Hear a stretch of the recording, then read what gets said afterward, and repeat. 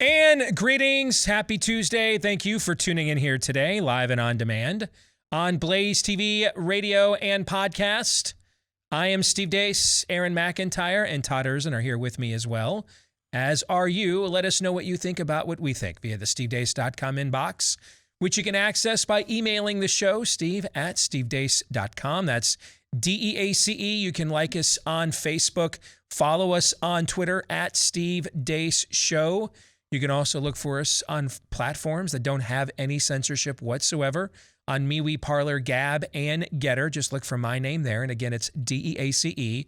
And then you can look for clips of the show that are both free to watch and free of censorship over at rumble.com/Steve Deace Show. That's also where you will find yesterday's montage celebrating a COVID Christmas. The full video you will find there if you want to watch it again and again and again, and share it with as many as you would like. Share it with the Karen in your life.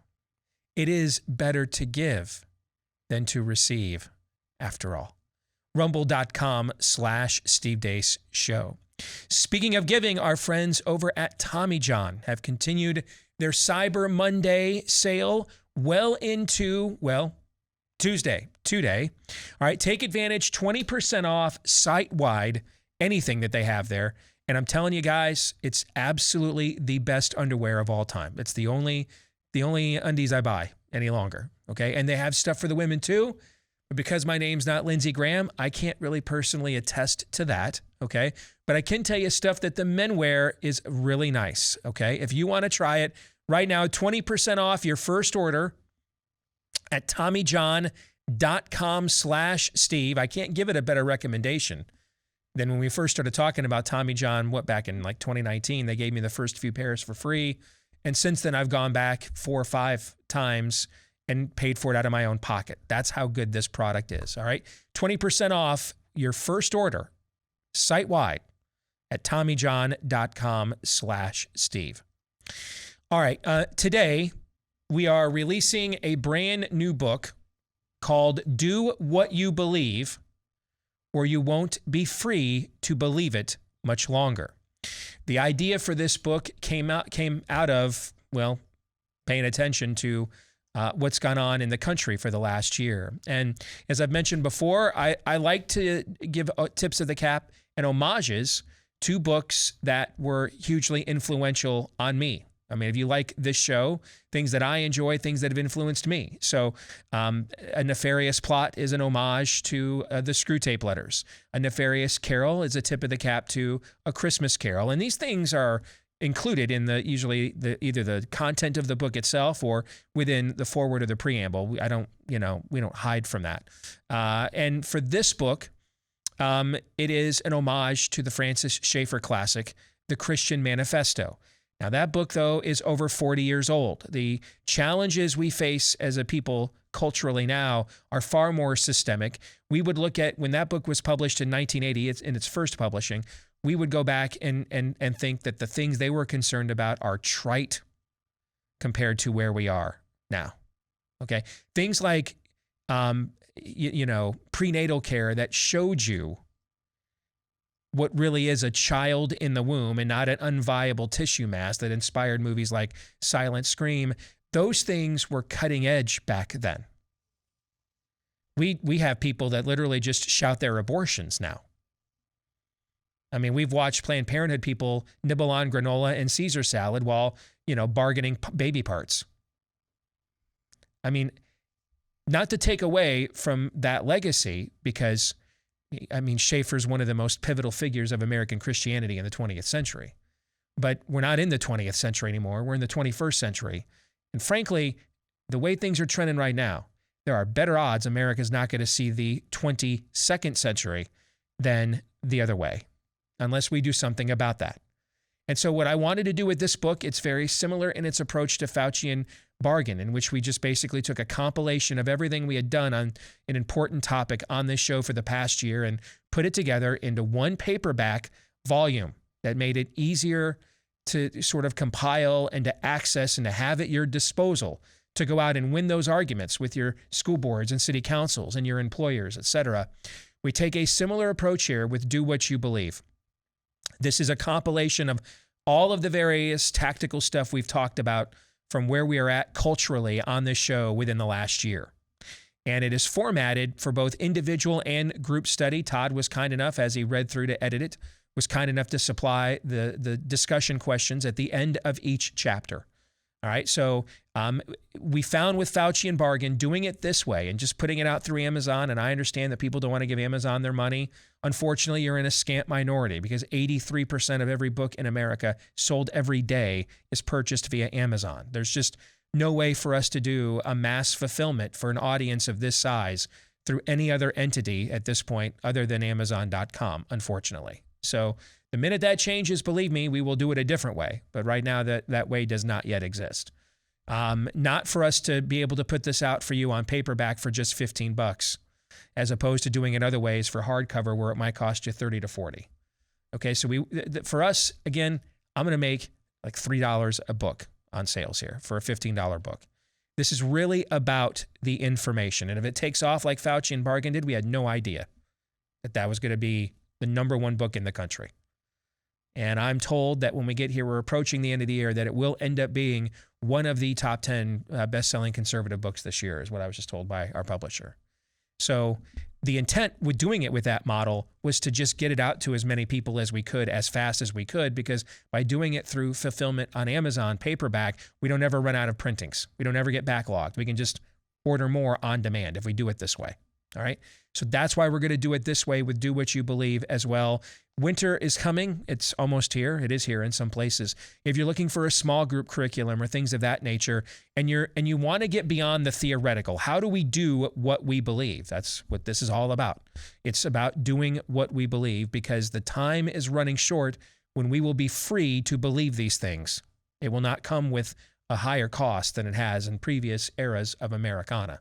So if we don't want that fate to befall us, we need a plan. And so this was my best attempt as a layman, all right, and a junior college educated one at that, to give some homage to the late, great Francis Schaeffer with an update for the 21st century. So it's available right now. You can get the paperback version. The Kindle version is available as well.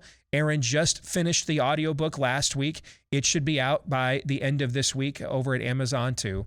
All right, so it's called Do What You Believe, or You Won't Be Free to Believe It Much Longer. Available and out today. Part of the book's release is my buddy Dan Bongino is going to have me on his radio program today. So I will be breaking away for about 15 minutes here at the top of hour 2 during Fake News or Not, but you will be in more than capable hands. That's Todd and Aaron's. That's your segment that you guys basically anchor every week anyway. I've selected the clips for you guys, and you'll break them down and decide whether you think those are fake news or not. Now, Todd, you've had a chance, as of Aaron now, because he's just finished the audiobook. You guys have each had a chance to read through the book. What are your thoughts? My thoughts are you showing once again that as an author, you're as dynamic a presence that is out there these days. I mean, for the last 3 books you've written, to be this one, to be which is on political action, the last one with Fauci and Bargain, the amount of just raw data analysis in real time that had to be done for that. And then before that, the one that's being made into a movie, Nefarious Plot, and well, of course, and Carol. It's amazing, just what you're capable of doing, and in a quick. I mean, how many books in the last 5 years have you written?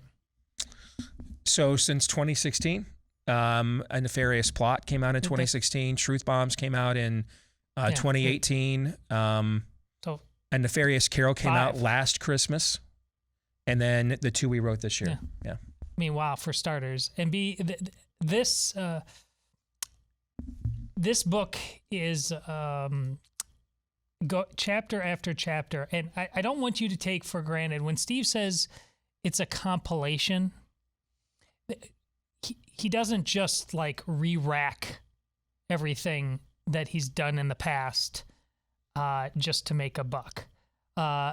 It's nice to be able to go back and do all the things that, quite frankly, Steve was seeing way before most people were in this business, and then putting it back into place for this current time, this current moment, this 11th hour. But he had a chapter outlined for this, midway through as I was editing and we were working through it. I think you added 2 more chapters, just like you did in Fauci and Bargain afterwards, always thinking through how to make this the most potent. The chapter, the name of this book, Do What You Believe, it's obvious in one sense, but every single chapter helps bring this to life, especially that first word, do. We are in full-on Yoda territory. Do or do not, there is no try. And this book, chapter after chapter after chapter, grabs you by the scruff of your neck and puts, this is why I'm getting excited. You know how much I love this phrase. What are you prepared to do? Right here, right now. He puts it all on the line. What are you prepared to do? I think the one word that best describes the message of this book, and I think you'll see this towards the later chapters, is balance. The super annoying thing that Steve does when he's given a binary choice and he says the answer is yes, that's kind of this book. Because when we, and I'm just teasing you about the annoying part. I'm sure it is to some people, but it's annoying. The overarching message: yes, we need to be activists. Yes, we need to. Yes, we need to be able to confront when we need to confront. But at the same time, there's another side to this token as well, in what we're doing to save what's left of America. And then there's an overall theme that's hit upon at the beginning and then at the very, very end as well, that I love as well, because it really helps us understand that we need to act as if it's up to us. But at the end of the day, this is still God's world that we're living in. This is still His creation. We are still under the dominion of an all-powerful God who may have plans, despite our best efforts, despite our best best prayers and whatnot, that may be different from ours, and that's okay. But I think the overall message of this book, from start to finish, is balance in taking on this culture and trying to save what's left of America. Well, Aaron, thanks again to you for doing the voiceover for the audio version. And Todd, for your editing help and help with the discussion questions at the end. I just thought it was better for somebody who's read it fresh to actually do the discussion questions, because what are the questions that reading each chapter prompts? And I thought you did a fantastic job. Thank you. It was fun. So, available now if you want to get it for $15. It's $15.99 actually. It's at Amazon, debuting today. Do what you believe, or you won't be free to believe it much longer. All right, already mentioned, fake news or not, next hour. Also for Pop Culture Tuesday, I have some thoughts on the new Ghostbusters movie, Afterlife. We will discuss that at the bottom of next hour. At the bottom of this hour, a conversation that a lot of you in this audience, there's 2 people a lot of you in this audience have requested we get on this show. We have tried to get one of them, RFK Jr. We have gotten nowhere with him. The other name that many of you requested was Del Bigtree, all right, from the Informed Consent Action Network. He is going to join us at the bottom of this hour for that conversation by demand, all right? Your wishes, your demands are what we seek to fulfill within reason, of course, on this show. So I'm also interested in this conversation. I want to talk to him as well, and we will do that here at the bottom of the hour. But before we get to all of that, here is Aaron's rundown of what happened while we were away. What happened while we were away, brought to you by the dastardly Dr. Fauci, high priest of the Branch Covidian cult and the most dangerous bureaucrat in American history. It seemed for a little while like Dr. Fauci was maybe being shunted aside. He wasn't out there as much as he was last year. Things have changed in the past few days. He's come back with a vengeance. Anybody who's looking at this carefully realizes that there's a distinct anti-science flavor to this. So if they get up and criticize science, nobody's going to know what they're talking about. But if they get up and really aim their bullets at Tony Fauci, well, people could recognize there's a person there, so it's easy to criticize. But they're really criticizing science, because I represent science. That's dangerous. Fauci is now continuing his open partisanship. Senator Cruz told the Attorney General you should be prosecuted. Yeah. I have to laugh at that. I should be prosecuted. What happened on January 6th, Senator? Fauci also continues to cast doubt on the notion COVID-19 wasn't created in a lab with his funding. Back then, you had an infection that emerged almost certainly out of animal reservoir to I mean, the bats there all have viruses that when you, the more you study bats there, the more you see how close some of the viruses are to SARS-CoV-2. Beijing acknowledges now that they don't think it originated in that market.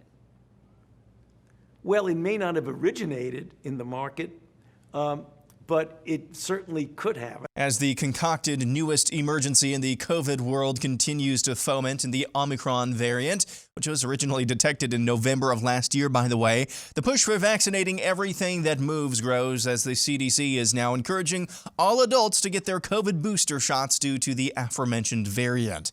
In completely unrelated news, the CDC is reporting an 85% increase in excess deaths year over year in people aged 65 and older. Last year, the U.S. had a little over 58,000 excess deaths among seniors. This year, it's almost 108,000 excess deaths. A federal court has put a stay on the Biden vaccine mandate via the Centers for Medicaid and Medicare Services in 10 states. In addition, the Biden administration is urging federal departments to hold off taking action against unvaccinated federal workers until next year. Checking in on New Zealand, where the state is now allowing you to use the bathroom. You can now see family and friends again in their homes and use the bathroom inside. Luxury. And finally, this from comedian Ryan Long. My name is Dustin, and I hate big pharmaceutical companies, except for Pfizer. You know, I did go to Occupy Wall Street. Now I'm a little more concerned with occupying a space in my tattoo sleeve with my new Pfizer tat. Pfizer. You Pfizer? You? Yeah.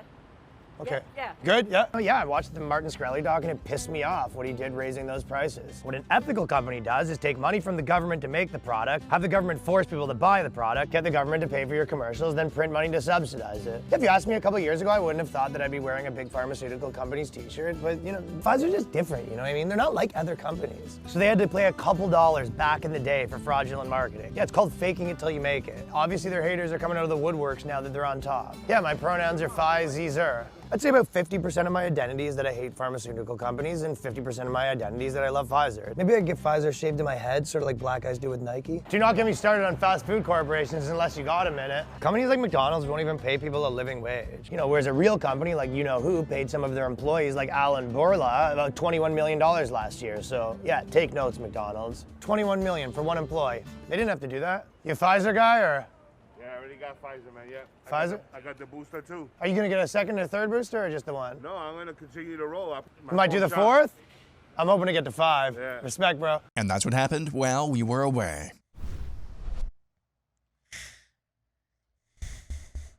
And the guys Behold the magic of vaccines. and the guys wearing a mask outside.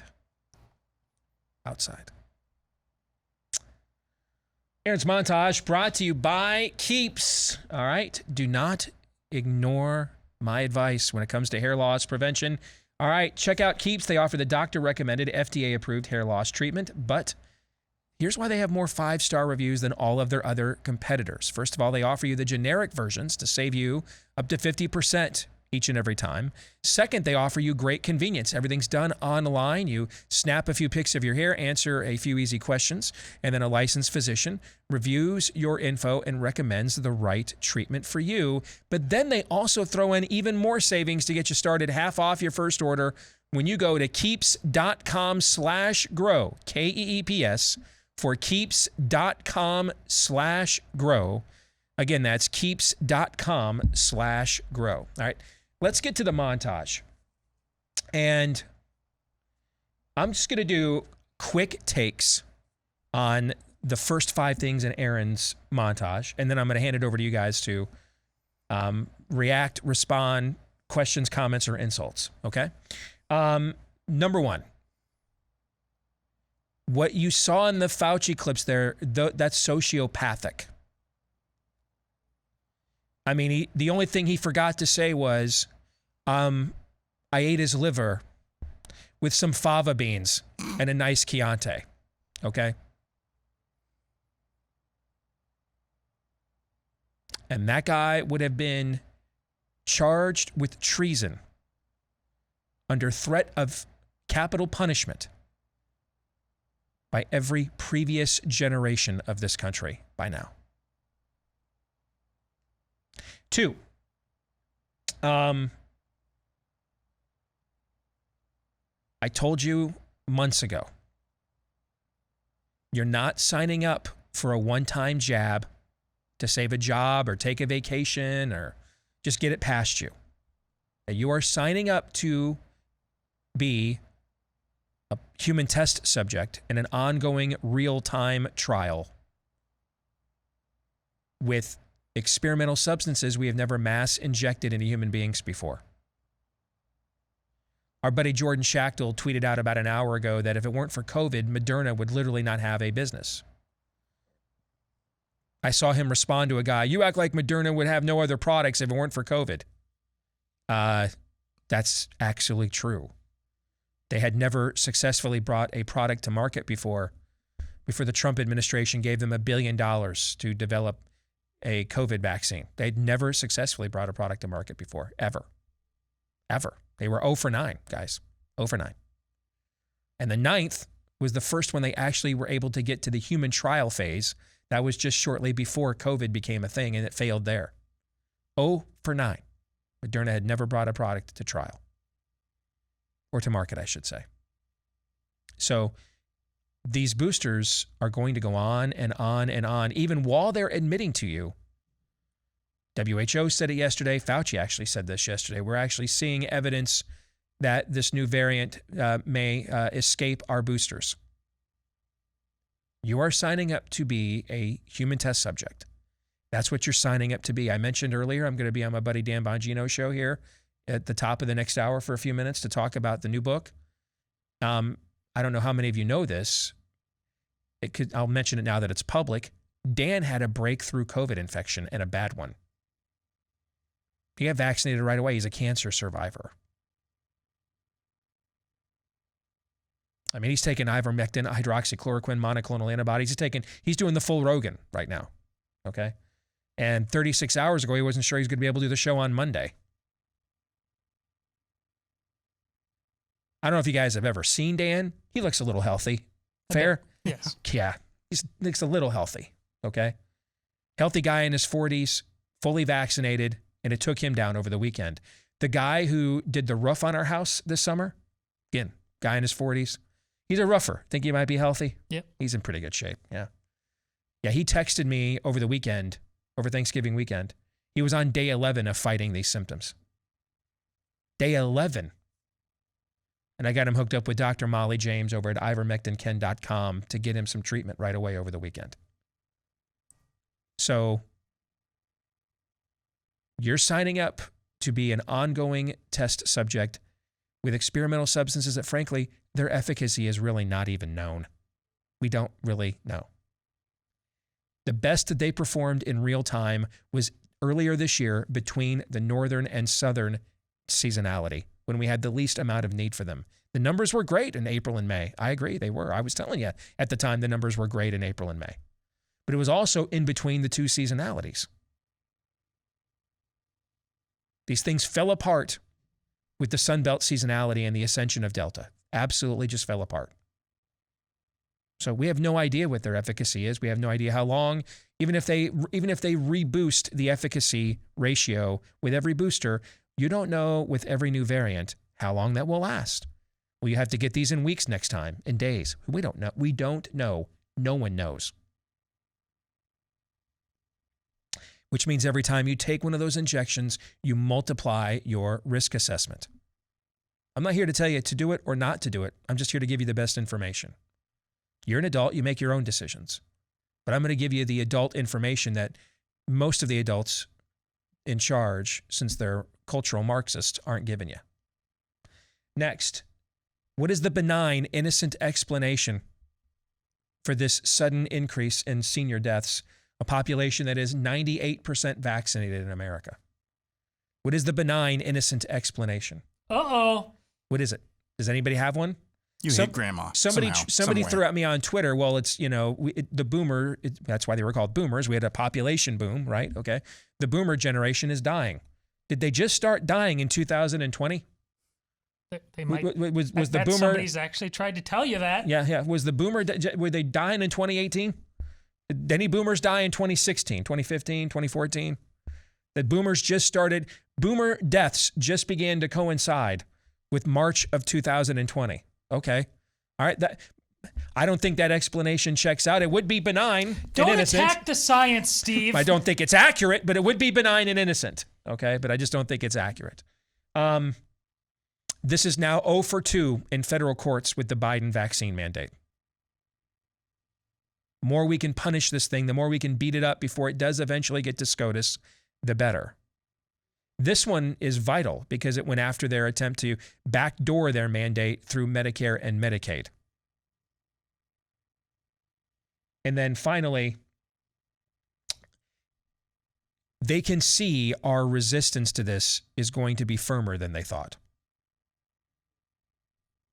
Remember, the system doesn't ever offer you something you don't already have. So the fact that they are saying right now that they're not going to enforce it for now means that they couldn't enforce it for now. That you and I have largely made this unenforceable.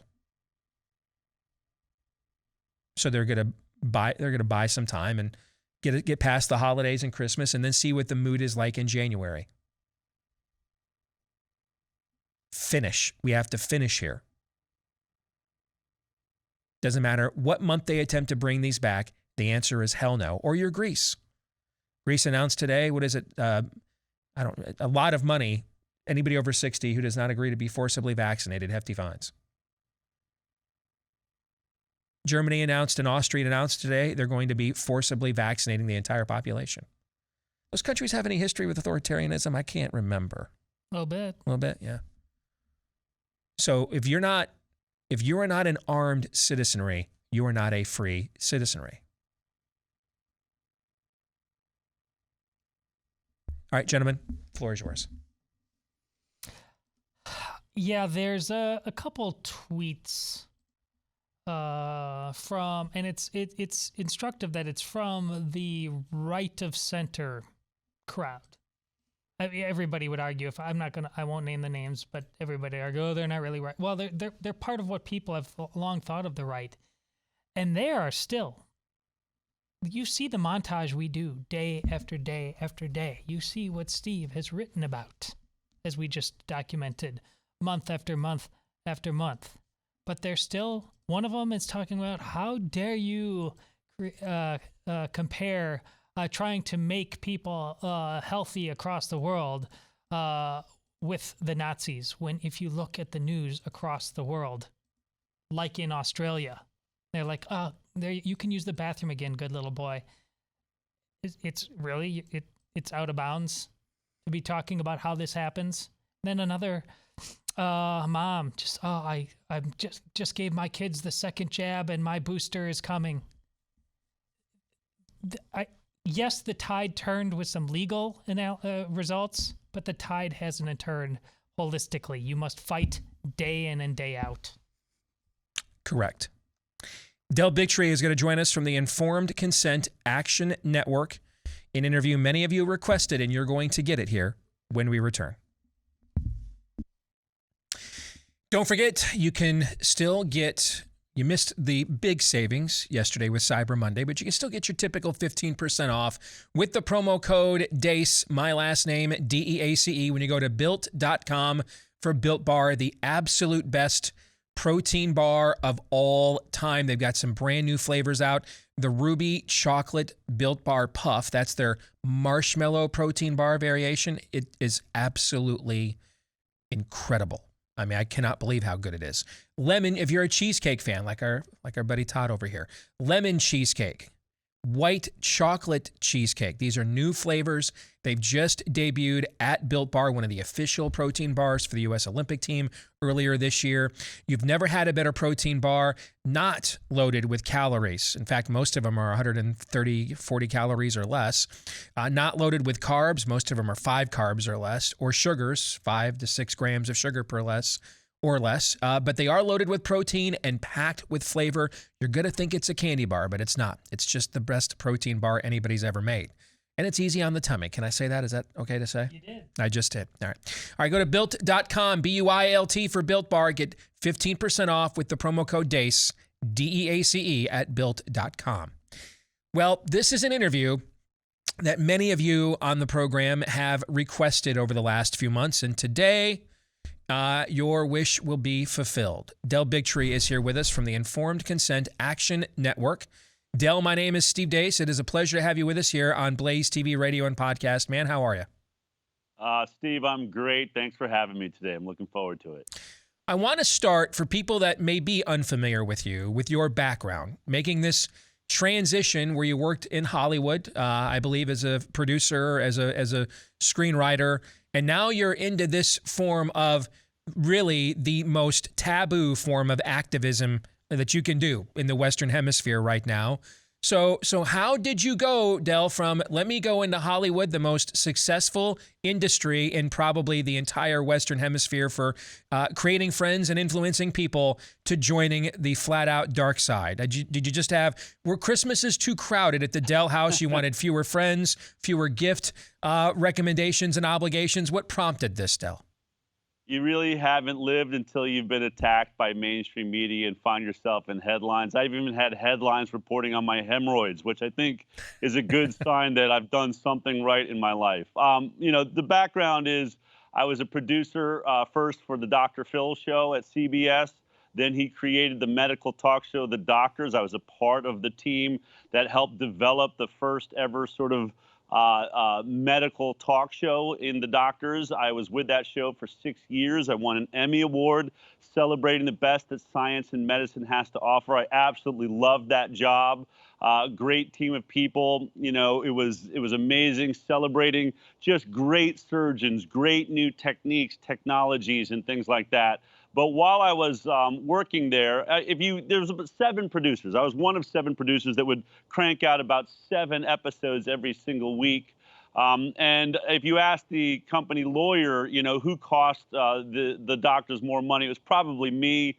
I tended to do more challenging stories, especially anytime there was industry that I thought was making billions of dollars and claiming to be saving people's lives. I'm always a little bit skeptical, so I would investigate in those things. And so I did shows, for instance, when the World Health Organization had ruled that glyphosate, which is the toxic chemical in Roundup, the herbicide we spray on our gardens, and is sprayed on 90% of our crops in America, when the WHO ruled that it was probably carcinogenic to human beings, which is the second highest cancer rating there is, just below does cause cancer.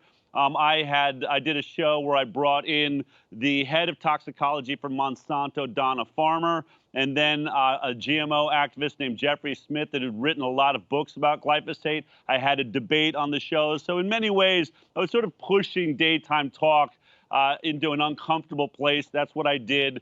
And in doing that, I had a lot of sources inside the CDC, the FDA, all over the world that would share stories with me because they knew what my interests were. And so for those reasons, I had a scientist and a doctor that I'd worked with on a previous show come back to me and say, Del, remember when we had that conversation about vaccines and autism, and you said the Doctor's television show would never cover that topic because they believe that vaccines don't cause autism? I said, yeah, I remember when we had that conversation. And I had said to him, look, that's the stance of the show. But if you're one of these doctors or scientists that's looking at that issue all the time and some big sea change happens in that conversation, certainly let me know. I'd be interested in it.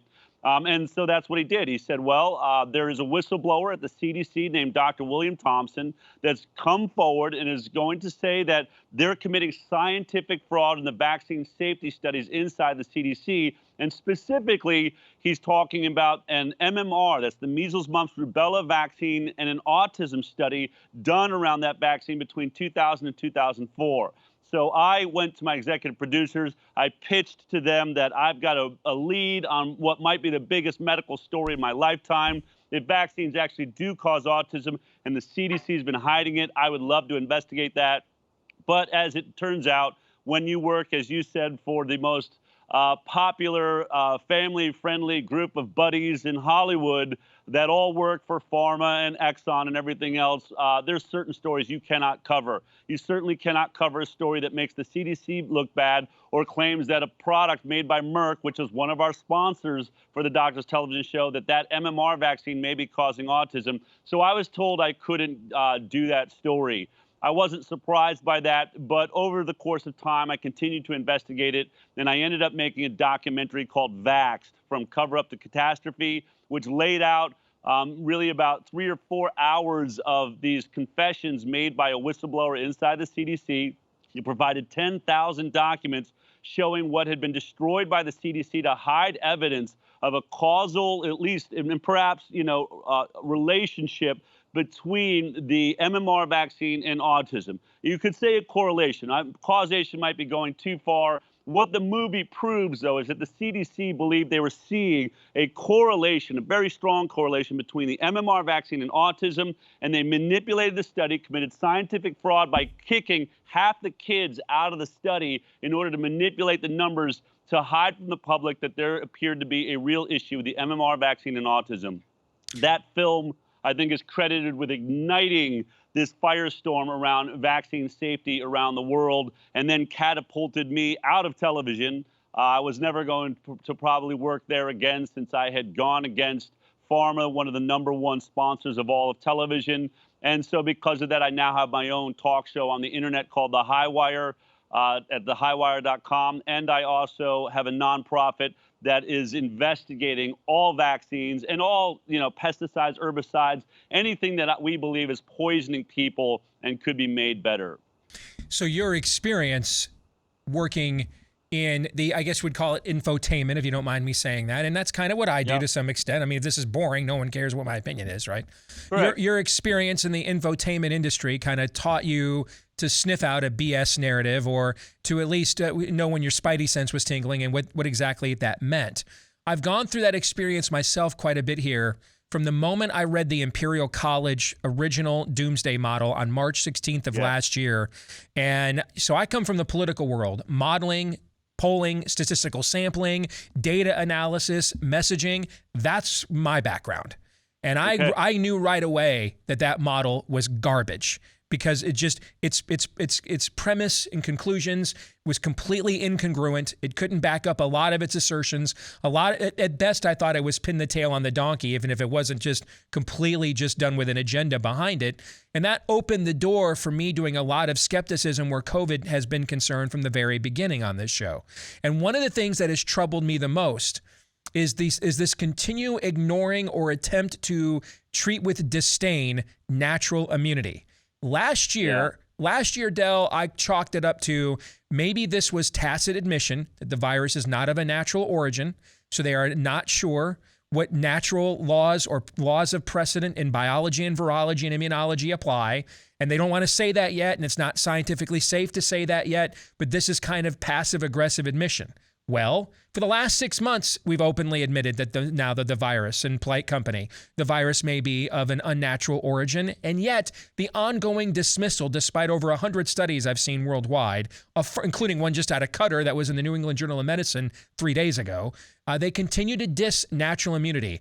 What is the benign, innocent explanation for this, other than we just want to control everybody's health care and put you on the regimen we want you on instead? Well, I mean, certainly what you just said is really a part of the agenda. It's something that I was warning people of. My investigations, obviously, my film released in 2016. I've been on a 5-year investigation of vaccines, origins, how the safety testing was done. And I've been warning audiences as I've traveled the world, saying that they want a forced vaccine agenda for every adult and every child in the world. They want us all being injected on a constant basis. That agenda overrides whatever level of quality they have in a brand new vaccine like we're seeing, or the danger or assumed danger of a virus. Now, you're absolutely right. The imperial model was a disaster. He refused, Neil Ferguson refused to show his data. But when it comes to natural immunity, this is, I think, one of the greatest lies and one of the most dangerous, sort of positions our government has ever taken on.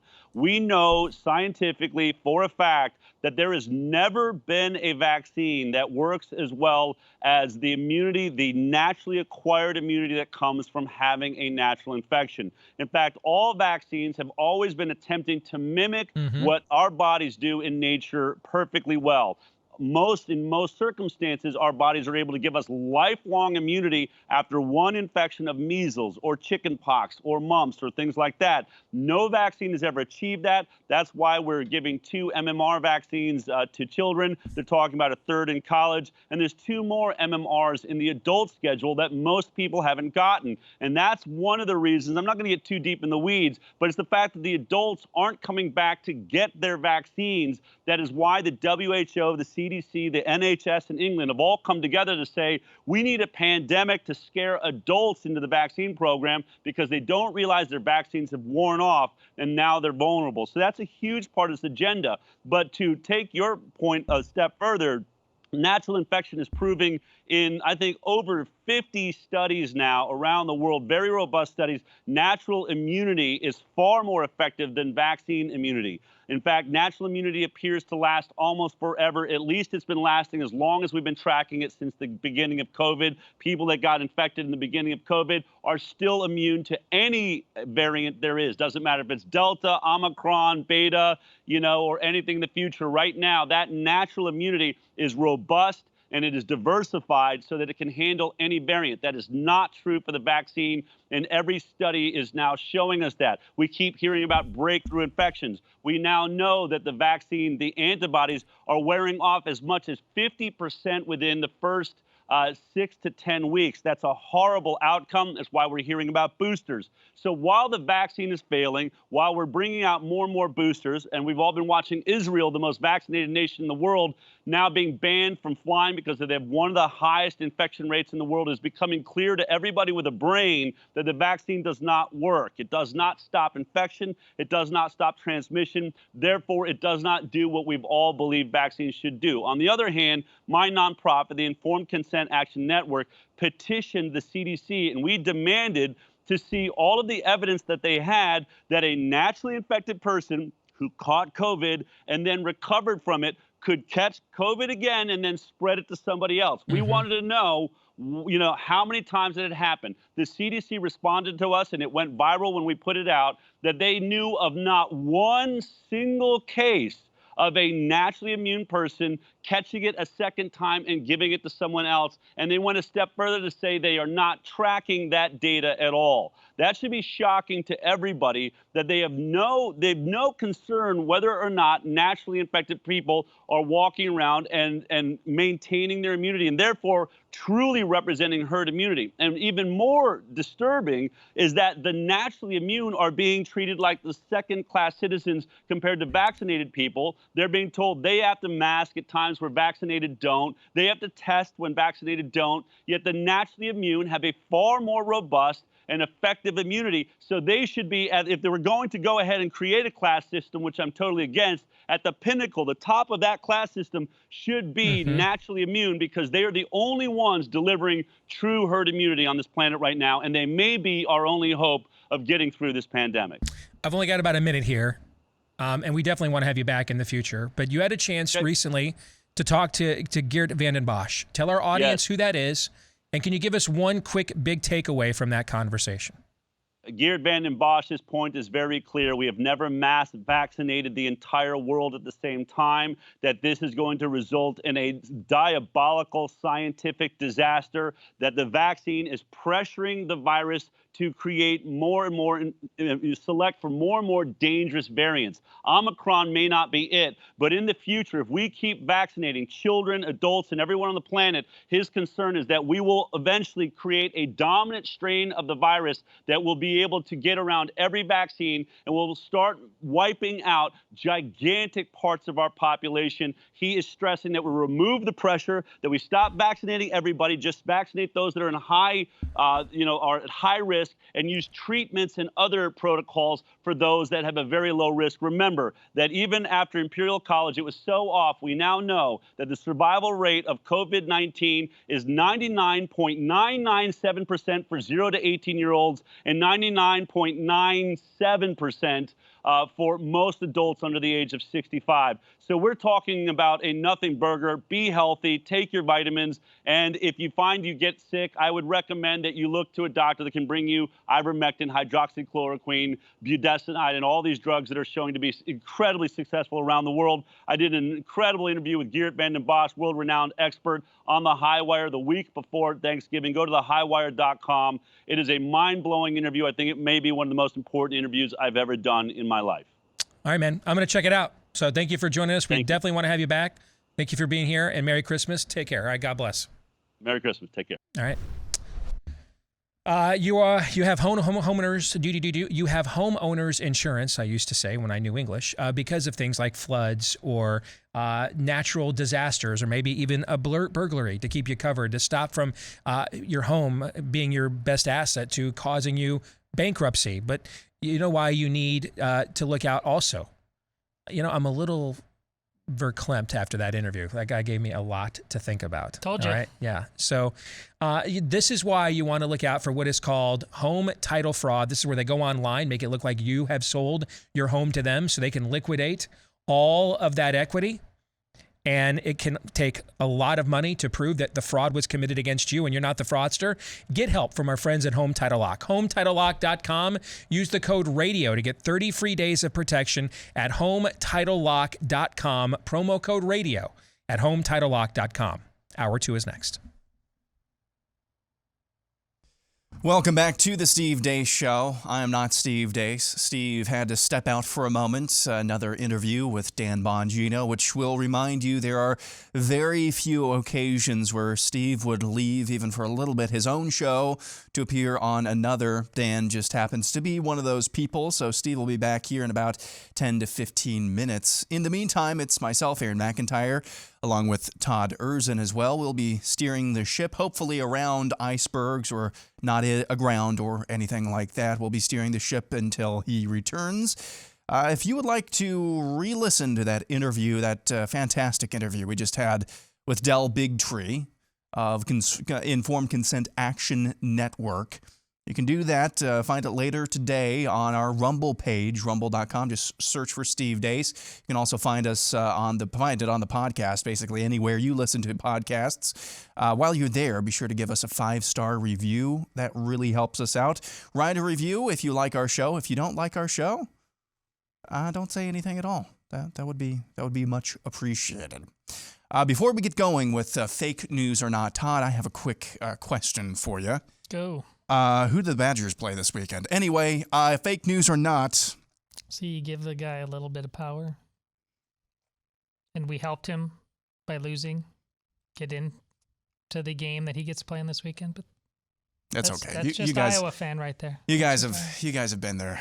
Thank you though for that. That was amazing. I actually got to watch the Minnesota-Wisconsin game. That was a lot of fun. It is time for fake news or not. Steve selected a hodgepodge, a variety of clips from around basically cable news, mainstream news, and a couple of clips from Fox as well.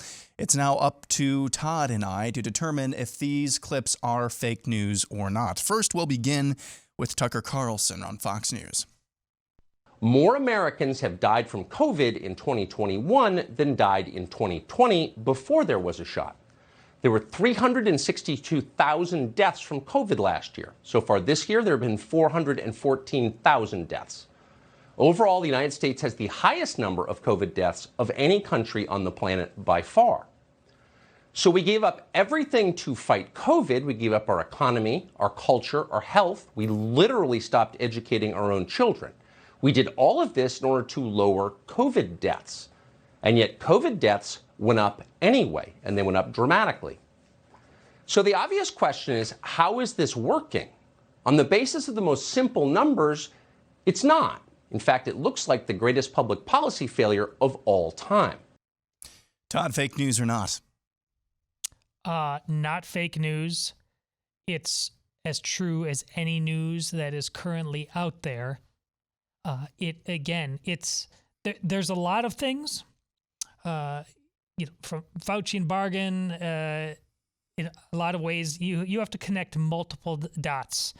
Still to this point, but this one that Tucker's bringing up is a 1 + 1 = 2. You said this would work based on any obvious standard to a child. It's not working.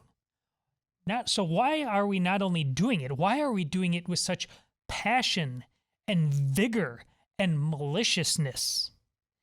And secondly, I am absolutely convinced that there is a fan of the Steve Deace Show working for Tucker Carlson, or there's just such a mind meld going on, because there's no jealousy whatsoever, but they are always like within 5 days saying the exact same thing that we have said. Perhaps we could say it quicker because, like we said, we don't do show prep. we stay up to speed. We say what we think. That's a much bigger machine moving on over there. But God bless Tucker Carlson for continue to doing that, because he has been invaluable. I agree. It's undeniably fake news. I would tweak it a little bit. I would say it's undeniably the biggest acute public policy failure of all time. Acute meaning in a relatively short amount of time. Look at the damage that's been done. I don't think there's any debate about that, Todd. But to throw it back to you again without trolling you about Wisconsin football, put you on the spot again. If this is the greatest acute public policy failure of all time, what do you think is number 2? And is it even close? Oh. I mean, I think I don't know that there is an acute under that definition that I just gave you. I'm not sure if there is an acute public policy failure. I think this might just be in a class all on its own. Not to diminish it, but just on its own.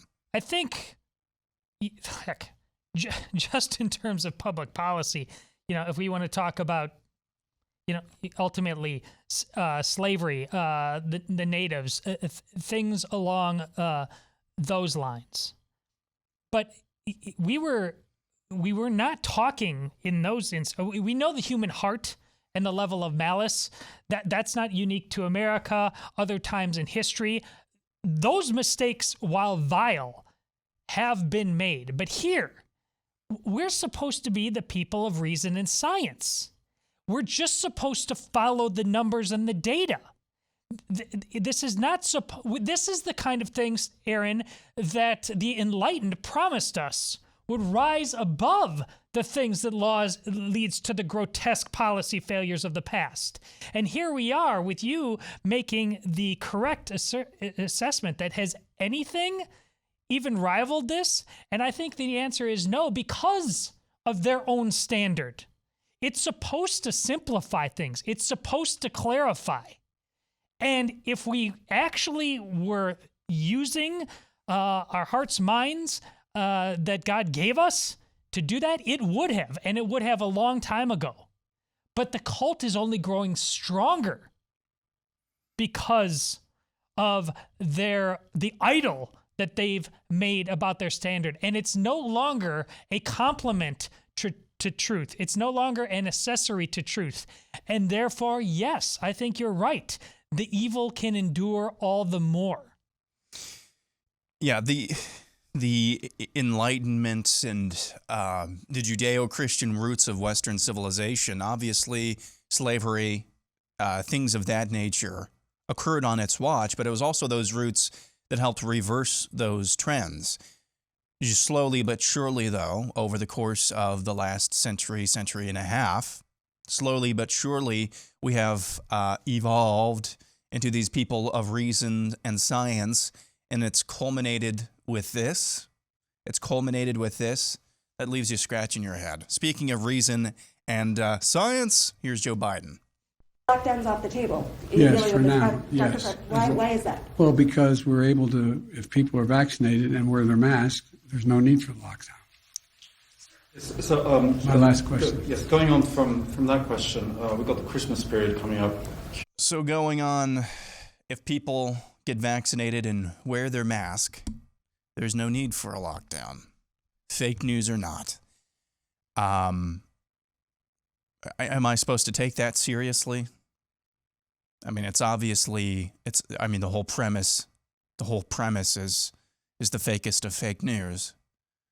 The whole premise is that lockdowns work. The whole premise is that lockdowns can take the place of masks or vaccines when none of those three things actually work. In fact, there is a great deal more evidence that they do more harm than good, at least two of those three, if not all three. I mean, what I think is happening here, this is crazy voices time again. Yeah, I like it. What I think is happening here with the Omicron or Omicron or Omnicron or Ultron, whatever variant we're on today, I think what's happening here is that they, as Steve said in the first hour, they're realizing that there's more of a resistance to these vaccine mandates than they originally anticipated. The humans are an unruly lot, not able to be wielded, not able to be to be brought to their knees, or at least here in America, there is still a remnant, a large enough remnant of us that are not being intimidated by these threats of losing their job. And I don't think they anticipated quite as much resistance as they have received. So how do you keep the grift going? How do you keep the power stealing, the tyrannical edict going? You can concoct another variant, another scariant. As I mentioned in the montage, Todd, and this is going to be brought up here in a couple of minutes, the Omicron was detected back in November of 2020. Right. It's not new. Again, we'll get to more of that later in a later clip. So here's what I think is happening.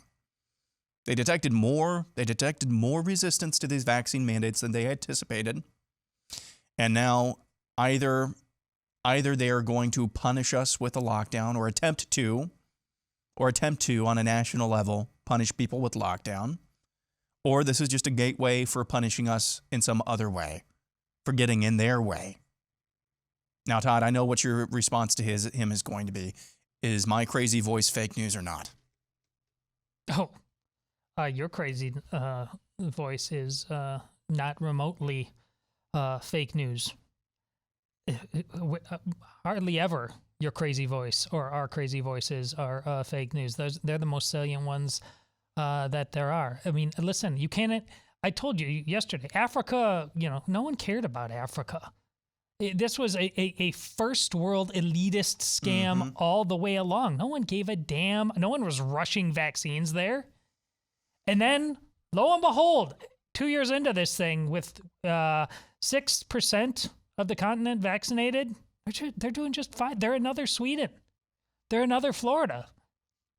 But and they're showing no doubt that this variant, that word was more than any word made to be the ooga booga booga.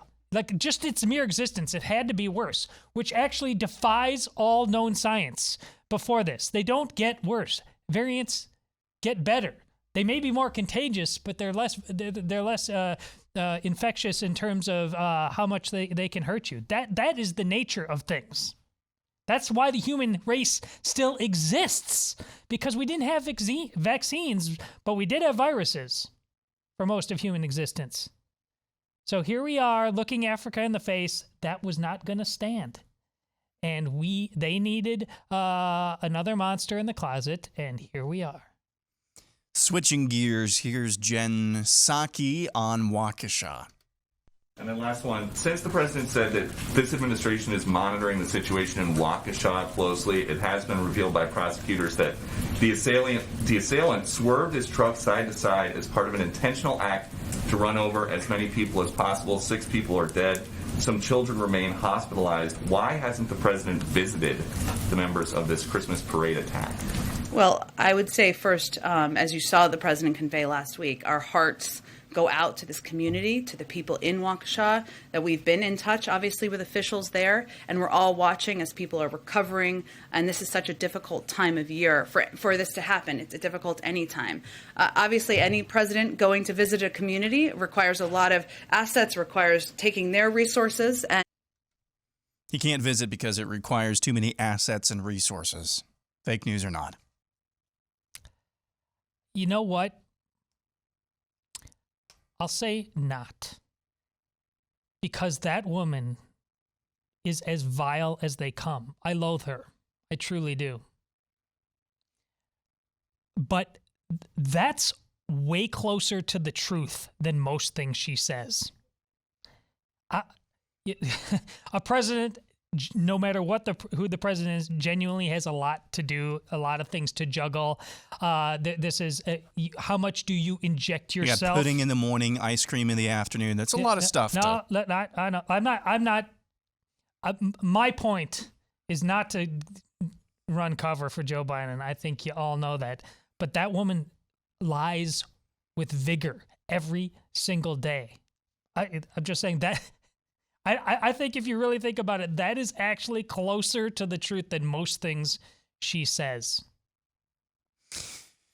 Yeah, I'm calling fake news on that because it's actually another example of this. You know, if I don't want to be the stereotypical conservative media. Well, if the roles were reversed, we know what the answer would be. Well, yeah, that's just another example. If it was a white driver who plowed into a parade predominantly made up of black people, if everything was reversed, the next morning Joe Biden would bring all federal resources at his disposal I can't to that. argue with a bit So of that. that's just as vile of a lie as she's ever told. So I accept agree, it. though. I agree. I was telling this to Steve weeks ago. Because of the deftness and the pride that Jen Psaki takes in lying, and the Jacinda Ardern wannabe smile, that feces-eaten grin on her face almost all of the time, as she tells lie after lie after lie. Just lie. I get numb to it. Yeah. I get numb to it. It's like the lying, just the daily lie version of the Russian collusion narrative. I've always been Russian collusion, and that story that broke a couple of weeks ago, that's like a Tuesday to me now. When 3 or 4 years ago, any person, maybe if your name is not Dan Bongino or somebody else who was deep into this to begin with, you would have never imagined that the truth of that situation was what it turned out to be. This is the same thing. I just get numb to this. And I don't know who to be more mad at, myself for getting numb to this or her for just, she takes pride in lying. Speaking of lying, here is outgoing NIH Director Francis Collins.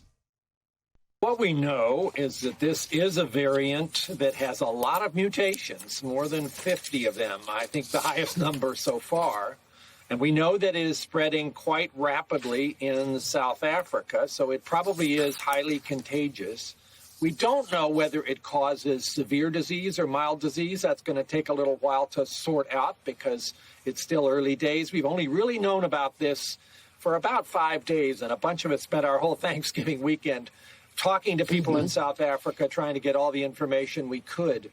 Will it turn out that this is a virus for which our current vaccines don't provide protection? That's the big question. We'll know that in about 2 or 3 weeks, a combination of lab studies and field studies. But there's reason to be pretty optimistic here. All of the other variants that have emerged during this COVID-19 pandemic have shown response to the vaccine, including Delta. Yeah. I'll let you take that and one. that old nice grandfatherly thing. Listen, we won't know for a while. That's the biggest fake news there. If we are dealing with, after 2 years of this, after 2 years, that's an answer for back then. Here, you know how we know if this thing is really bad? It's not, there's going to be bodies in the streets quickly. The hospitals are going to be filling up quickly. He acts like every time we got to start all over again on this thing. Either it's Captain Trips or based on science as we've known it for hundreds of years. We're going to know pretty quickly, and it's not going to be about all your labs and all that. How are people doing? Living out in the open, breathing the free air. How are they getting sick? Are they getting sick in a way that we really do have to shut things down, which was never the case? This is the buying the time thing. It's always, we need some time to figure out how we are going to build the Rube Goldberg machine this time that's going to scare the hell out of you. That's what that means. We'll start with what I just talked about a couple of minutes ago.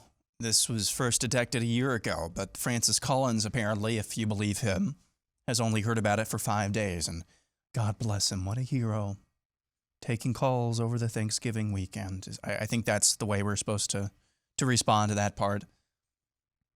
Also, contained within that, we know that every variant responds well to the vaccine, even the Delta variant. Correct. Which is why in Israel right now, you're not fully vaccinated if you have 2 shots. You're fully vaccinated now if you have 3 shots, and you're a second-class citizen now if you're not fully vaccinated. Rochelle Walensky this morning said, we're not changing the definition of fully vaccinated yet. Just give it some time. But yes, Dr. Collins, yes, all of the vaccines have shown a great deal of response to these variants, which is exactly why we're seeing new variants and all these breakthrough cases, and you're not fully vaccinated unless you've had 3, 4, 5, 666 boosters. Yes, that's right on the money. And remember, going back to what you said, Aaron, we've known this variant.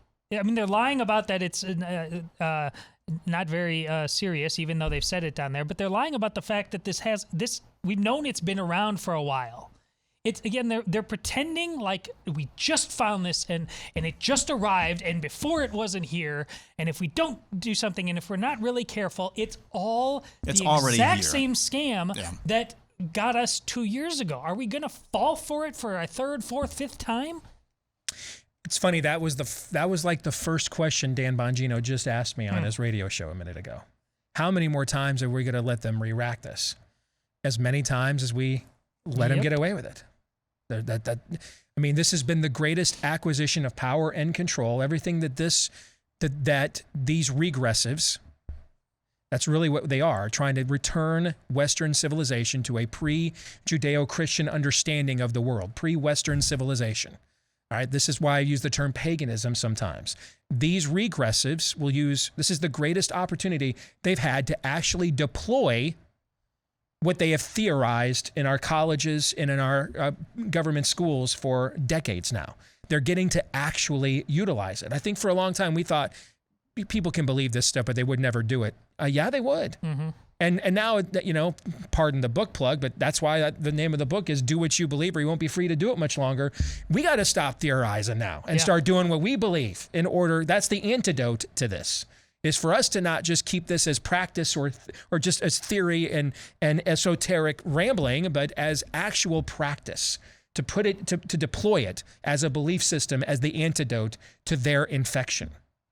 That would be an actual vaccine that works here with long-lasting efficacy. All right, before we finish up here with fake news or not, I want to tell you about our friends at Patriot Mobile, because if you've got an opportunity to do business with somebody that isn't trying to end your way of life. It doesn't exist a lot in today's corporate America, unfortunately. But one of the options we have is with something almost all of us have, and that's a mobile phone. That's why our family finally decided to bite the bullet. We paid off what we owed T-Mobile for previous phone purchases in order to stop giving them our money and give it instead to Patriot Mobile. I've noticed no difference in signal, upgraded to a new phone. It wasn't the big hassle that I anticipated, and it wasn't for the rest of the family either. And if you want to make the switch to to Patriot Mobile from a place like T-Mobile, but to Patriot Mobile, the only conservative pro-America mobile phone company out there, get a free month of service with the offer code Steve to get you started. That deal is available until December the 5th. A free month of service with the offer code Steve to get you started up until December the 5th right now when you go to patriotmobile.com/Steve. Again, patriotmobile.com/Steve, or give them a call at 972-PATRIOT. All right, we got 2 more of these left. Correct. All right, feelings over facts from, of all places, CNN. Right, and that's what I mean about feelings over facts. It's completely understandable that people go with those feelings, even if the facts show us a rebounding economy. If people don't feel it and see it themselves, they don't give anybody credit for it. We're just totally over. And you guys know, and I think I've said this on the show publicly, I have shown an immense amount of restraint where Brian Stelter is concerned, because he did have me on his show and treated me graciously. And I'm really trying to honor that whole love your neighbor as you love yourself thing, right? But this one I could not ignore when I picked this clip, guys. I'm sorry. We're denying evidence of an economic recovery. The Biden administration just admitted this morning that the current inflation issues will be a lingering problem well into next year. Fake news or not? Well, while you were gone, we talked about Liar Supreme Jen Psaki. Here, the same. It didn't matter what he said. He was lying about it. And again, the lie is the point these days. They have been waiting to chip away for a long time until they got all their pieces in place and enough people in the various positions of power, the march through the institutions, where that they could simply propagandize as others have before. They know it works, and that's why they do it. The lie is the point, and it doesn't, the more brazen, the better, because he says it so confidently. How could it be a lie? And we've all met those kinds of people. There's the sheep are everywhere. They are stuck in the need to believe that it can't possibly be as bad as it is. And they believe it all the more. It's on steroids now because of how comfortable we are. I think that's the irony. When we had less throughout human history and all we had was our lives, you know, it seemed like then we would be more likely to be docile and just here on that. Now that we actually have more, you'd think we would draw the line in the sand beyond our lives. The comfort is an addiction, though, that has just made us more sheepish than ever. It's kind of counterintuitive on some ways, but it's true. It's why it's not a super spreader event when 110,000 people storm the field in Michigan after we beat Ohio State, despite the fact Michigan has the worst case rate in the country right now. It's because they figured out last year we took too many things away and people damn near just revolted, okay? So this is what you're talking about. It's why they've postponed trying to enforce the mandate that keeps losing in court until after the holidays, because they know trying to enforce it right now would cause a revolt. So let's enforce it in January when people might be paying even less attention. All of this has been about trying to calculate what level of comfort gets us to essentially simmer down. That's been part of the calculus all along. Mm-hmm. All right, we've got one more. Aaron, you get to answer this one, and we go back from where we began. Putting up a picture of one of your sneakers on the screen here. Tell us what this is. What's on there? I cannot see the picture right now, but if you tell me what it is, I will tell you this story about it. It says, one says free something. My eyes are bad. So, free the Uyghurs. Stop genocide. Mm-hmm. Stop genocide, rape, and slave labor. Yes. Yep. Well, obviously, someone had to do it. I'll be honest with you. There are so many, athletes, so many actors, so many celebrities out there who are scared because if they criticize China, obviously they will be affected. Their endorsement deals, their contract, or their money will be affected, and they're scared to say anything. But to me, human rights, democracy, and freedom is way more important than everything they can offer me. Morals, values, and principles are the most important thing in life. So to me, I wanted to stand up for my Muslim brothers and sisters who are in, concentration camps, are getting tortured and raped every day. And I don't care whoever said which organization or which company. I don't care about any of that. I care about to be the voice of all those innocent people out there who don't have a voice.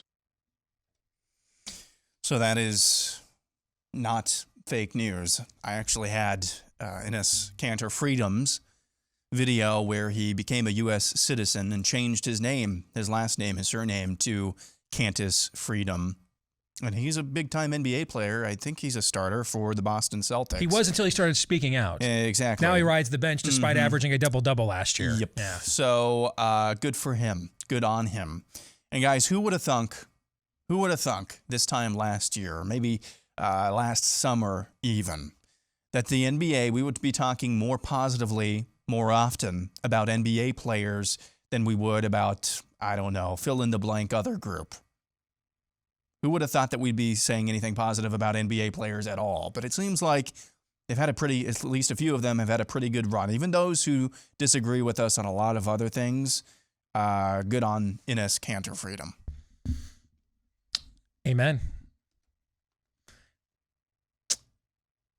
I like that guy. Yeah, I do. I'm in. I might get a I know he's got some times. views, particularly on Islam, that I don't agree with.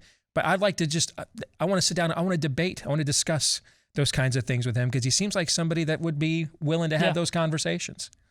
I like him. I think he's got some balls too. Pop Culture Tuesday is next.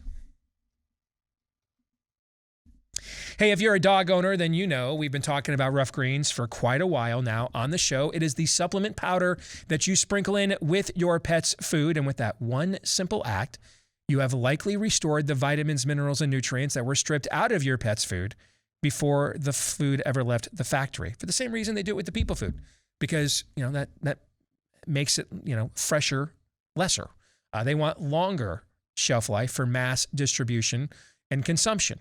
And that's why we as people buy so many supplements these days. And now there's a supplement for your pet. But maybe you're wondering, hey, what if my pet doesn't like it? One way to find out is if we give you that first 14-day Jumpstart bag for free. It's on us. You'll pay for the shipping. So you have some skin in the game here. All right. If we just send you a bunch of free stuff, a lot of times you put that on the counter and never try it. It's the whole Peloton effect. They tried selling those things for a few $100. Nobody bought it. Started selling them for a couple grand. Now everybody is buying one. Okay. Because now it seems like it's actually works. It's for real. It's legit. All right. So we're not going to do that. All right, we're still going to pick up the biggest tab here with the free bag, but we do want you to be somewhat invested in it here when you go to roughgreens.com to get that free 14-day Jumpstart bag today. Roughgreens.com, RUFF is how they spell it, or just give them a call at 833-ROUGH-DOG. Our dog Cat, by the way, loves this stuff. And we know that a lot of you love this. Nothing brings back warm Christmas memories like the songs and carols you love. And only Pericarditis and his mRNAs have all your favorite holiday songs in one non-random controlled study. It's beginning to look a lot like a Vax Pass to get into anywhere you go. From inspiring hymns like Oh, holy spike, the protein bloodstream trembling because they lied and it don't stay in your arm. Oh, little town of Wuhan, we can't believe you lied. You're run by creeps who should be put to sleep. Those bats, they don't live nearby. two traditional Christmas classics such as The 12th decade of lockdowns my true lords gave to me. Absolutely freaking nothing. I've been home since Christmas. You can Zoom with me. Said your kidneys to the people far and near. Do you fear remdesivir? Then there's those funny novelty songs to lighten the mood. Grandma got run over by a chromo. He left her to die in an infected nursing home. I really can't stay. Baby, it's COVID Stan. I really must go. Can't, baby, it's COVID Stan. I saw mommy masking Santa Claus because the CDC said so last night. Jingle bell, jingle bell, jingle bell palsy.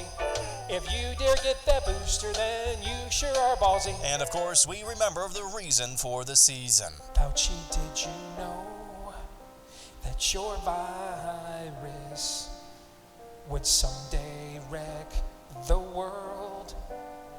Fauci, did you know that your science doesn't know what's a boy or a girl? It came upon Anthony Fauci, a sulfuric presence of old, from demons deep within the earth, who knew that his soul was sold. But that's not all. This collection has so much more to offer, like Rudolph the Red-Nosed Redfield, All I Want for Christmas Is My Fifth Vaccine, Deck Rochelle with Facts and Data, Whitmer Wonderland, Little Jabber Boy, Have Yourself a Little Waning Efficacy, Happy Christmas, This Is Never Over, and more. All this can be yours for a high price we can't name yet because inflation, but don't let that stop you from this once-in-a-lifetime collection. Call now at 1-900-666-VAX to order. Only available while supply chains last. Must be double masked when you call. Again, that's 1-900-666-VAXX. Is it okay to be high on your own supply? Oh, sure. I can't stop watching that. I freaking love it. The only thing I wish we had, you know, like that when they show the actual recording session, if they videotape you while doing it. Oh no! You want to know what's funny? We did it in about 15 minutes. See, usually when I'm just recording audio, here's what I just record that. When I just record just a loop like that, I don't record myself on video at all. When Steve was recording that, it was just black, just nothing, just to make sure. It took about 15, 20 minutes to record, and it's because about 15 minutes of that, I couldn't stop laughing, trying to actually belt these lyrics out. And I wrote them, so I knew it was coming. I couldn't stop laughing. And so we had to do several takes just because I just saying these things out loud, I couldn't stop laughing. So I found myself funny. Hopefully the rest of you did as well. All right, let's get to Pop Culture Tuesday, brought to you by Real Estate Agents I Trust. If you want to escape to or from a certain place in COVID stand, or maybe you just got to move, make sure you don't go into the real estate market during these unprecedented times without a real estate agent that you can trust, someone that you can trust to come in, take charge of your situation, while also acknowledging, though, that ultimately you are the one in charge here, that they work for you, not you for them. And then also someone that has a proven, confirmed track record of success, that doesn't just talk a good game, but delivers the desired results. Where would you find that kind of an agent? Well, the name says it all. Head over to this website, realestateagentsitrust.com. Again, that's realestateagentsitrust.com. All right, let's get to Pop Culture Tuesday, when we look at the intersection between pop culture and conservatism. And I saw a movie over the weekend. In fact, I liked it so much, I'm going back to see it again later today, actually. Ghostbusters Afterlife. This movie actually has some very conservative themes to the film. This is an attempt. Well, first of all, they tell you right from the outset that the movie, the filmmakers say this movie is about honoring dads and a family legacy. How much the Reitman families, the Reitman family and, the Ramis family, almost forgot Egon's actual name there, how much the Ramis and Reitman families just cherished the original movie just as families, that their families got to be a part of making and directing and starring in it. And it's just been appreciated by future generations of the Reitman and Ramis families. They just cherish and love these films. But of course, Harold Ramis died several years ago, so they wanted to go back and kind of close the loop on this and do a last send-off. And it's unsaid, but it's clearly an attempt to undo the damage of the disastrous Lady Ghostbusters movie that flopped a few years ago. And it's not that bad. It just had no point to it other than it's a clear contrivance of, another female empowerment storyline, right? With this film, I mean, the main themes of this movie are family, forgiveness. It's very charming. It's a cross between, there's a Goonies aspect to it for sure. They don't cuss nearly as much as the Goonies did, but it's kind of a cross between the Goonies and the original Ghostbusters. The world building in the first act takes a little too long, I think, but every single character in this movie is likable, so it doesn't bother you that much. All right, who's the guy from Stranger Things? Wolfhard, what's his name? That's in Stranger Things. I just know his name's Mike in Stranger Things. Yes, Kid, yeah. Okay. Even his annoying teenager, okay, even has endearing qualities. He's got a crush on the girl at the drive-in. Everybody is very likable. Okay, so even though it takes some time to get this thing going while they're world building for 45 minutes, and you're like, could this maybe have been 25 minutes instead? Everybody's so likable, and if there's anything that Paul Rudd is, it is likable. Dude, his cologne, yours would be smug, right? His would be likable, and he's just impossible not to like. I kind of wonder if that guy's is just a total douche behind closed doors. No, because he's just who can be this? He cannot be this likable in real life too. I'm pretty sure that's actually okay. Because the guy is just when was the last time that a guy was just perpetually this likable, in everything? Okay, but he is in the Rick Moranis role this time as the guy with the crush who kind of gets caught up in the middle of it. Okay. So he's in the Rick Moranis role. This is a direct sequel to Ghostbusters 2. And the first two, they go back to kind of close the loop on that. And one of the reasons I'm going to see it again tonight, I had no idea there were after credit scenes. No one told us. And, we just kind of thought it was a Marvel thing. Had no idea that it was in the Ghostbusters thing too. So I'm going to go back and see it again because I want to see the after credit scenes. But there's a lot here about family, about fathers, the importance of fathers. The mother in the film is a lost soul, thinks that her dad, Egon, basically deserted her as a little girl without any idea why. And she ended up, not marrying a good guy, as a lot of women that come from broken homes tend to do, right? And now she's a single mom, and they're evicted from their apartment, and they've been left this house as an inheritance out in the middle of nowhere where her crazed dad basically deserted them as a family. And that aspect is resolved in a very emotional, heart-touching manner. The movie is just, you know what? Like Paul Rudd, the movie's very likable.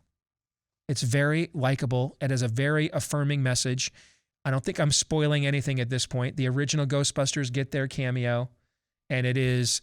Are they all in it? Yes, and it's exceedingly well done how they are in it. They're in it for the exact right amount of time, okay? And, to see them in the costumes and everything again, great fan service there. I think I mentioned yesterday on the show, Dan Aykroyd's gotten noticeably more politically conservative in the last decade or two of his life. Even there's even a throw-in line, about, back in those days, we had Reagan as president. We were prosperous and a lot more idealistic. So the way that this is played is that the Ghostbusters are in this world were real. And you can actually go on YouTube and find old clips about what happened with the Manhattan Ghost in the 80s, but these kids are now, they don't know any of this. They don't know any of this history or anything at all, right? Okay, and then after Ghostbusters 2, like Ghost like went away, okay? And so like then the Ghostbusters went away. And so you learn why, you learn what Egon was really tracking and what was really going on. It's just, it's really, really well done. I would highly recommend it. It's not like an Academy Award winner or anything of that nature. But if you're looking for, there's infrequent profanity. Otherwise, the PG-13 is for what I would say would be a more teenager haunted mansion level of terror. Okay. If you're looking for something that's fairly mainstream with a good message and will give you nostalgia, if you're our age or older and you remember the originals, you could do a lot worse than this. Amy and I really enjoyed it. I did not get to take Zoe to it on a daddy-daughter date. That's the other reason I'm going to see it again, because she really wants to see it, because like Paul Rudd is like, you know, she thinks he's the sun, moon, and stars right now, even though he's like 40 years. She realizes he's our age. Yeah, I keep telling her that, okay? And she's like, no, you just seem older. She keeps telling me that. All right. So highly recommended and very enjoyable. Any thoughts? Well, that along with I really want to go see the King Richard about the Williams, because I get the same thing. I get the same vibe from that too. It's not a politically conservative, but it's a conservative movie. It's about dads and daughters and family and what it takes to succeed. So I'm encouraged that maybe, like I said, don't return to normal because normal sucked. I would like to go back to a movie theater and just see a good movie. Yeah, I think, first of all, Will Smith and it just dominates in those trailers for King Richard. That is on my list of things to see here. That would be more of your classical, if it's, you know, award sort of a kind of a movie this time of year. But I agree with you. I think that looks like a very compelling film. Both these movies seem to intend to want to make you feel good and purposeful at the end. Yes. Not every movie needs to be that, but a lot more do. I agree. And it's kind of serendipitous that Aykroyd threw in the direct reference to the Reagan 80s in the film, because this film does kind of have, that's, you know, like I said, a cross between Goonies and the original Ghostbusters. It does kind of have that level of idealism again, you know, that even amidst, here's a single mom with two teenage kids, or one is about to be a teenager, one is, does, you know, and evicted from her apartment, and yet it still doesn't come across as, that's a pretty stressful, traumatic circumstance, right? Yet no one's lost their sense of humor. No one's lost like a regard for what the ultimate purposes and reasons for being are. It doesn't embrace nihilism or cynicism really on any level whatsoever. Amen. All right. Any final thoughts before we get out of here today? We've got about 2 minutes. I have not seen the original Ghostbusters or Goonies. Well, it's not your generation, man. Thank you. I thought I was going to get a rise out of both of you. No, it's not your generation. I totally get it. I totally get it. Finally getting some slack here. Rudy's different in that Rudy is like a rite of male passage. Okay? Fair? Oh, yeah. Rudy's different. But those are definitely period pieces for sure. And to prove your point, like my wife is just like, thinks Rudy's a putz. Yeah. But I think that makes our point out. You don't understand. You don't get it. Yeah, you don't get it. Especially if you had a chance to interview the original Rudy a few times, as I did earlier in my career, and you get to know him, you know, up close and personal, then it really hits home. But that movie is just an homage to masculine legacy and tradition. It's 5 foot nothing, 100 and nothing with an ounce of athletic talent. It's Rocky in a college football setting, basically, is what it is. But these are period pieces. A few years ago, they did a anniversary edition of Ghostbusters, and they remastered it and put it out in theaters. And Amy and I thought it'd be fun to go see it on a date night, you know, and see it in the theaters like we did when we were kids. And even we were like, man, this looks pretty dated compared to, you know, the when they make these kinds of movies nowadays, right? All right, for the overtime, there's been a lot of bad polling data for Joe Biden, but we're going to describe and explain why this particular polling data is the worst yet. We'll get into that for our Blaze TV subscribers. Later today, you'll be able to download it. We're going to tape it for you right now. You'll be able to download it later today at blazetv.com/Deace. For the rest of you, we will see you tomorrow, noon to 2 Eastern, right after Glenn Beck. Until then, John 3:17.